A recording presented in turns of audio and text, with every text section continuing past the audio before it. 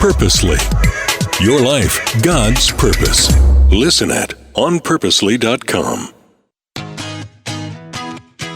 One of my children had a stroke at birth. She has cerebral palsy, and we went through a period of time that when she was growing up and she was doing different things and we were in a lot of PT, what was interesting is even though we were working on physical, right, the way the brain was rewiring around some of that latent effect from the stroke would just trip her into all kinds of emotions. And I confess upright, Dayna, there were times that I did not handle it well at all because she would freak out, and me trying to get her calmer, trying to understand, I would find myself starting to freak out, and then everybody would be a mess. And I'm sure I did not handle, she'll be unpacking that, I'm sure, with some counseling later on about how mom reacted. You're the best parent in the world, and your kid is still going to go to therapy. Yeah, exactly. That just, you know what? Because just they experience the world in their way, right? They go through the world, they're going to perceive whatever we do, and we have no control over how they perceive our interactions. And so we can just do the best we can, right? Yeah. And so first, I just want you to know you're not alone. Like, oh my goodness, like I'm here talking to you, and just 2 days ago, my 18-year-old that we were talking about got out of the car in the middle of the road and decided to start walking down the road because he was having an autistic meltdown. He was really upset. Those emotions were really high. And I held it together pretty well with him. But you know, we're still struggling. There's still days that aren't pretty. And then when I went on a trip with my 16-year-old, 10 days in a tent with him. And there was one day where we had like a relaxed day in a hotel in between, and he would not pack his sweatpants to go to the safari. And I was like, I don't understand. Pack your sweatpants. He's like, no, I don't need them. And I was like, yes, you do. It's cold at night. And he's like, no, I don't. And I was like, I don't understand. Why are you not packing your sweatpants? And I created a fight instead of just grabbing the sweatpants and packing them myself. Like, I don't know what happened. But, we got into this huge fight, and he shut down, and he was like, you're yelling at me, I'm done. And he put his headphones in and he started looking at his phone. And I was like, no, this is not how relationships work. You know, you cannot just shut me out. And so then he put his phone down, he took his AirPods out, and then he just didn't listen. And I was like, oh, I know better than this. Like, you know, so I'm not perfect. I'm still human. We all are. So that is the first thing I want all parents to hear is, even if you just yelled at your kid while listening to this podcast, you are still normal. You are still, like, you're human. I always say, kiss your brain and say, thank you, brain, for reminding me I'm human, right? Like, that's just a normal human reaction. So what can we do? Is the whole reason that the whole first part of my book, the first 2 sections of the book, are just about you, the parent. And so the first way is creating what I call a ride the storm plan. Before the next storm occurs, knowing exactly how are you going to remind your brain, hey, we're good here. You do not need to react. And then also kind of how are you going to shift your own body language so your body language isn't adding more stress to the situation? Right. And how can you remind yourself in the moment that this is not about you and that all behavior is communication, right? So that's like the simple kind of, and I go into step by step in the book, but it's this idea of having a plan until you have a plan that works. Because we've been talking about how to get ahead of it. We've been talking about how to handle it, all of that. But that's not going to work the very first time you try it. There's no magic button to solve, you know, arguments with your kids or whatever. And so you need a plan that's going to get you through the rough moments until that happens. And it's not about fixing the kid. It's not even about talking. It's just about grounding yourself and being that calm in the storm. Right. Yeah. And, you know, sometimes it's experimentation in the wildest way. I know for my daughter, one of the things that became very effective that one of my other daughters stumbled upon is putting a cold washcloth around her neck. You know, like all of the talking and all of the, you know, there's going to be these consequences of this and all of that stuff. At the end of the day, there was, you know, we are spiritual beings. We have souls, all of that. And our brains control, if you will, a lot of how we're perceiving things and how things are going. And sometimes a physiological moment, a simple physiological moment, can make a huge difference. 100%. And again, not adding fuel to the fire. Yeah, it's the same for yourself. So testing that out ahead of time, I talk about creating this anchor, and that anchor can be something physical, something that you hold or something you see. It can also be just a memory, reminding yourself and having pictures of your kid as a baby. And when our kids are babies and they're crying, we know that they're just telling us, I need something. I need food. I need milk, I need to be changed, or I need to sleep. That's pretty much what they want, right? And so us remembering that when we've got a 17-year-old yelling at us is really powerful. And so having that as your go-to. And then the second plan that I talk about in the book that I build out is actually not about the kids at all. It's just about ourselves. And it's that time and energy reserves. And the truth is like none of us would go to bed without charging this little computer device, the phone that we all have. None of us would go to bed without charging that, waking up with it fully on charge. And yet we do that with our own bodies all day, every day. And then we beat ourselves up when we can't remain calm, when we can't remember where we put our coffee, when we can't stay organized, when we're overwhelmed and stressed out. And when stress goes up, there's something called executive functions, which is really just how you do the things you do. Our executive functions go down. Leave the room. They leave the building. The more that you can reduce your stress before even thinking about the stress your kids are causing, we have to first give ourselves that juice to our battery. And I know we hear it all the time, and I know parents, and especially women, are really tired of hearing, like, you can't pour from an empty cup.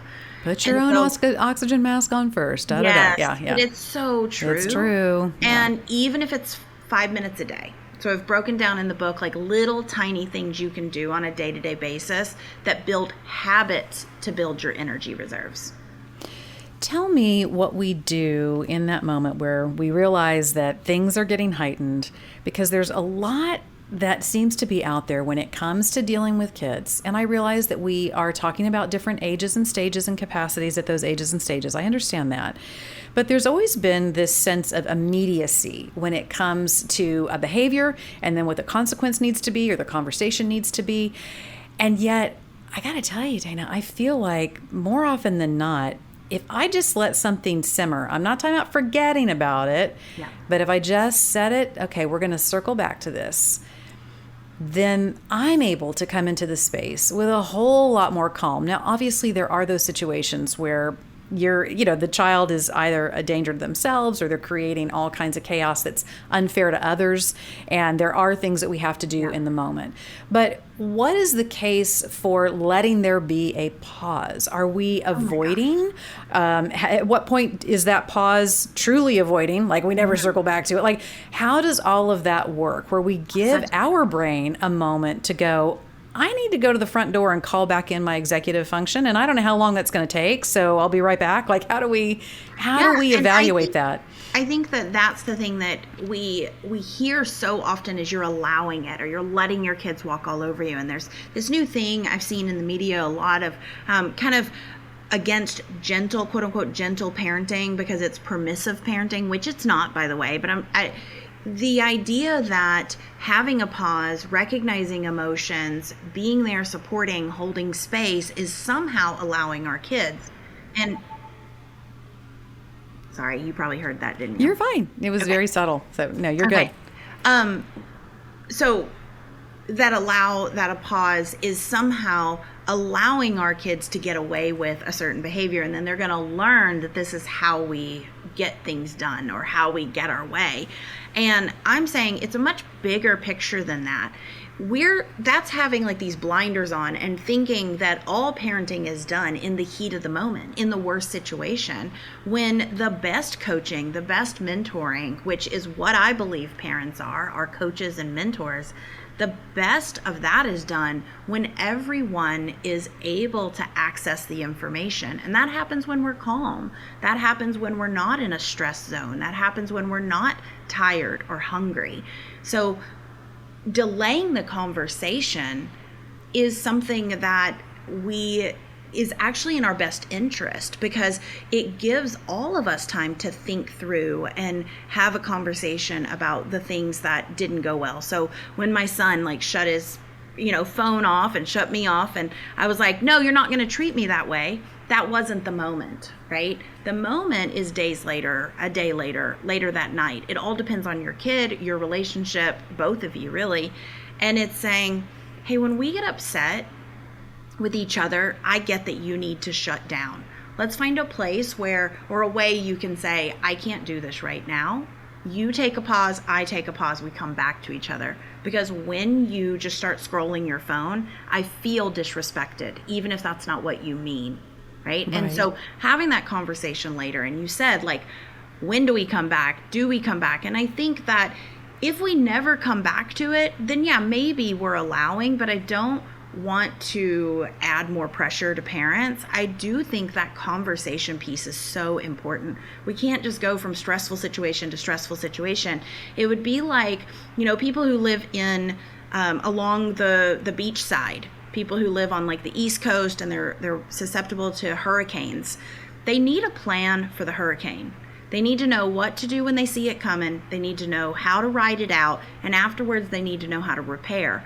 But if they keep building their houses on the sand without lifting them up, if they keep using the same type of building materials, if they don't actually change the way they're doing things, well, now they're just asking for like the damage that comes to their house. But if you go to the East Coast, there's a very different design to the homes, to the buildings, to everything on the East Coast, because they have to be hurricane proof. Right. And that's what we're working on. After the storm has passed, after we've repaired with connection, with trust, with relationship, then we can start rebuilding or building new skills that are going to make us stronger for the next time. Sometimes, and I do think consistency is important in parenting. I'm not saying that it's not. And yet sometimes I think we confuse consistency with beating our head against the wall. Like, I am determined that this route is the way it shall go. This shall be the thing that will motivate this kid to straighten up and to do the thing that I need them to do. And yet, how do we make sure that we're modifying and that we are being observant and responsive to what's working and what's not, and yet our kids still know that there is consistency? Because I do understand the argument. If I told them I was going to do this and and then I don't do it, then that's just going to make them double down on the behavior. So how do we make sure that we are flexible within this, that we are watching and notating what's working and what's not, and yet present a consistent type of presence in our kids' life that they're not going to question that there's going to be something that's going to be adapted? So I think you just touched on it. They need to know that there's a consistent presence. They need to know that you're the one that they can come to. They need to know that you're their safe place. They need to know that you're the one there to help them create systems and structure that's going to help them thrive. And so we have to go all the way back to the beginning of where we said, if you do this, this will happen.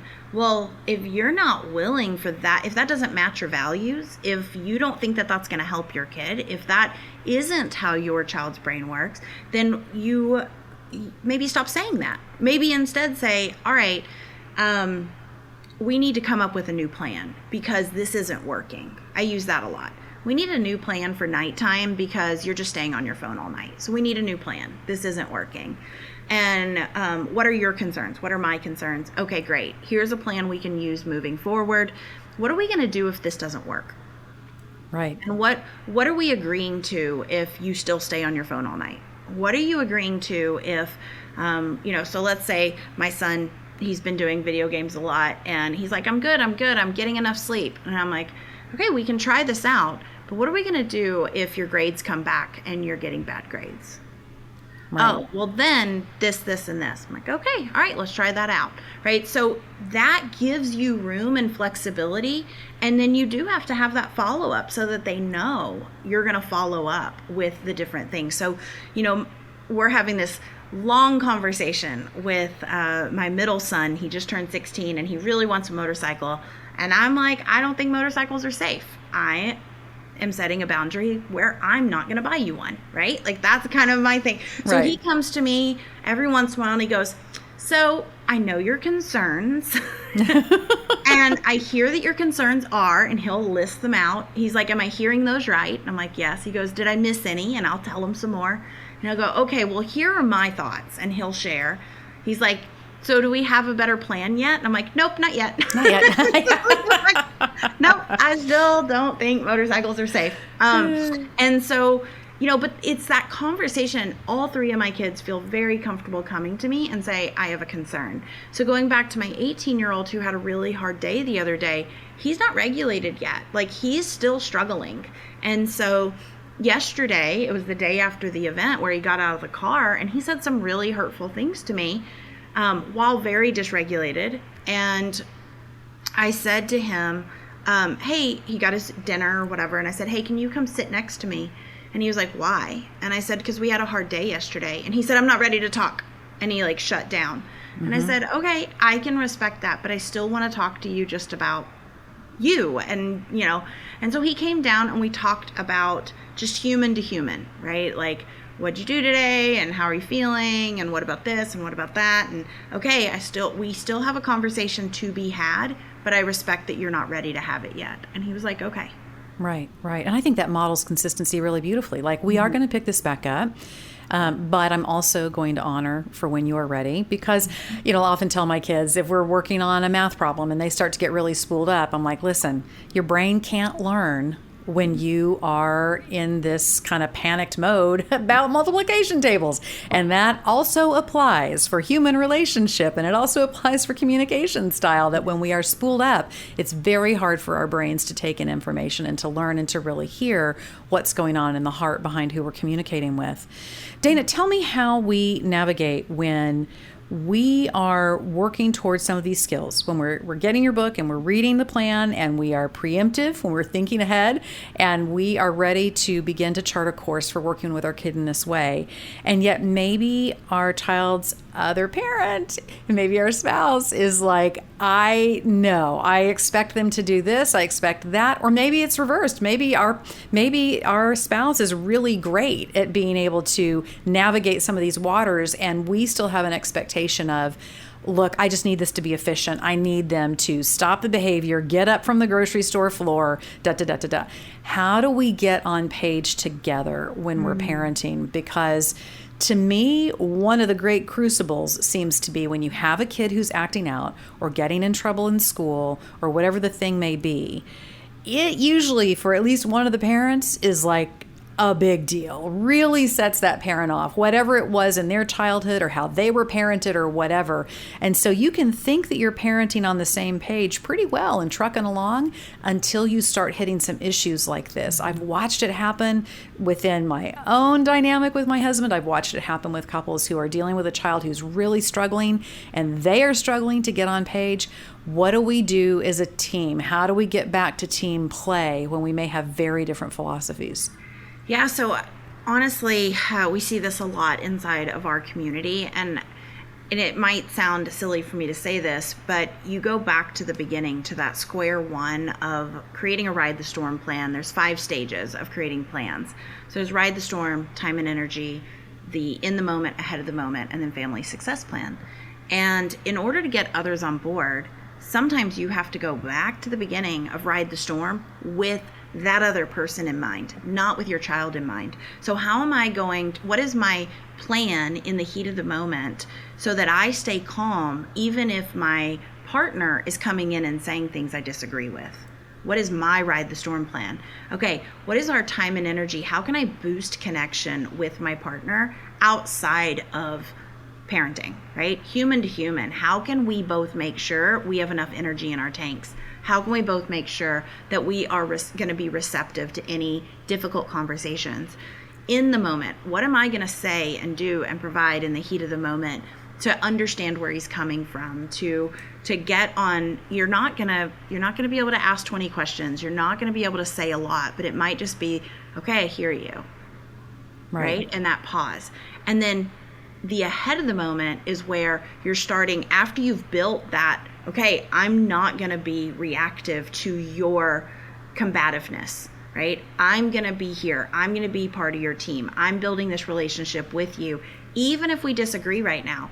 And now is where we can start having these proactive conversations and saying, okay, what is the number one thing that's really causing us the most stress? Oh, it's when our kids don't pick up after themselves. And if that's the case, then go you are winning at parenting if that's your biggest challenge. But I'm just picking one out of my head. So it's when our kids won't pick up, they're slobs, they don't help out around the house, and like, I can't live like this anymore.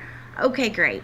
Let's spiral out when we notice this is a bigger problem. Let's look at, what are your beliefs? How were you raised? Why is this a value for you? Why is this important to you? And really understanding where the other person's coming from, and then creating a plan that works for both people, that works for the person who's trying to do it this new way and the person who's kind of stuck in, this is how I was raised, this is how we do things, this is what I expect.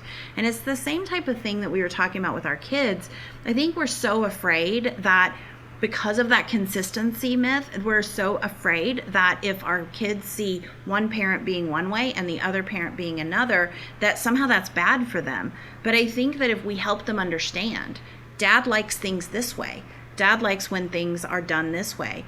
Dad likes when you say these things, right? You're going to get a better reception from Dad if you X, Y, Z, because this is how Dad is, right? And with me, this is how I am. And we both love you and we both parent you the way we parent you, right? Like helping everyone understand each other is really the key. I love that, because I think that models for real life too, that we may have someone we work with that really gets our deal or their communication style really works, and there may be someone else who they're equally as valuable and their way and their expectations and their communications are equally as valid, and it doesn't fit maybe as well as how we're wired, but to understand how to navigate both, to understand the value of both is really, really powerful. And I know for my husband and I, we definitely have times where one of us will tap out. I mean, we do it intentionally with each other, but every now and then I'll look at him and I'm like, I got a book due, and I know I just don't have the capacity right now to navigate what this kitchen is looking like with these children who live here, and he will tap in. And sometimes they don't like it when he taps in on certain things, but that's always really fascinating to watch too, because I don't mean it like, just wait till your father gets home. I just mean he has a way maybe of getting across in certain ways, and then I do in other situations where we're able to really play to our strengths and give the other person a little bit of a break with that support being there. I may not always agree with the way he chooses to do it. I may not agree exactly with what the outcome looks like, but that place of saying, but I support your dad, we are a team, that's the consistency really that I think kids can really respond to and 100%. Respect. Mm-hmm. Well, Dayna, I'm really thrilled for you with this book coming out. I know it's going to do a world of good. It's Calm the Chaos, a fail-proof roadmap for parenting even the most challenging kids. Where can the listener go to find out more about you, find the blog, find you on social media, all the stuff? Okay, so you can get the book or find out more about the book at calmthechaosbook.com. It's also sold at every bookstore that you typically shop at. And then you can find me on all the socials at Calm the Chaos Parenting, whether that's Instagram, TikTok, YouTube, Facebook, it doesn't matter. And then you'll be led to our resources there. Can't thank you enough for coming on today, spending your time and giving us some ideas and some tactical information about how we can move through turbulent waters at times with our kids, whether they have a diagnosis or whether they are just coming into a season of life, it's still healing up from coming out of the lockdown, whatever the thing is. I think you've given us things that are so actionable, and I just can't thank you enough, Dayna. Thanks. Thank you for having me. This has been amazing. And be sure and check out AllMomDoes, AllMomDoes.com, AllMomDoes on the socials. You'll find a community there that will help you in all kinds of ways, whether it is raising kids or navigating your marriage, your spiritual growth, your work, all those things. So be sure and check out AllMomDoes. I love to connect with you too. And you know what I'm going to say, Julie Lyles Carr, all the places, primarily Instagram. Come over and see me, DM me, all the stuff. Hey, do us a huge favor. Grab this link and send it to someone who you know was really going to be blessed by this kind of information, this kind of insight, that it's going to give them hope. That's just one of the best ways you can thank us, is to share the link and get it out to others who could use it. Be sure and check out show notes. Rebecca puts them together each and every week, and I'll see you next time on the AllMomDoes podcast.